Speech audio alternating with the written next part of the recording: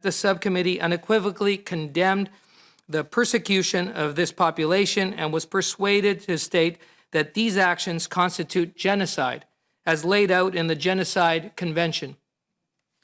The subcommittee chose to convene a press conference today for two reasons. First, it wanted to make known that the statement that was put out has been translated into Uighur as well as simplified and traditional Chinese. However, more importantly, today is the National Day celebration for Uighurs, Kazakhs, and other Turkic Muslims in East Turkestan. As the event is banned in China, it is a reminder that these repressed populations need to make a persistent effort to keep their culture, language, and civilizations in this context.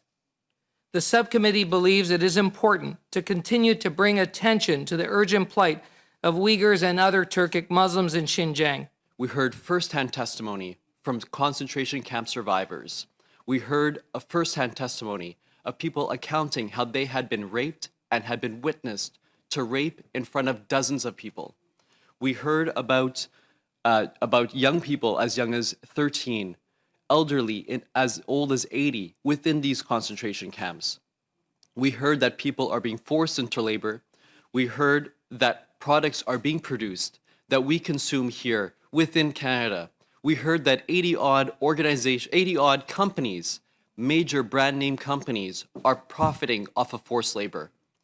This has to stop. As a committee, we found that genocide, in fact, is occurring. This determination came after we heard from legal experts, from concentration camp survivors, from academics, and from subject matter experts. This was our first finding. We also found and recommend that the Government of Canada consider asylum for these people, those who are subject to crimes against humanity, who are fleeing for their lives and for their survival.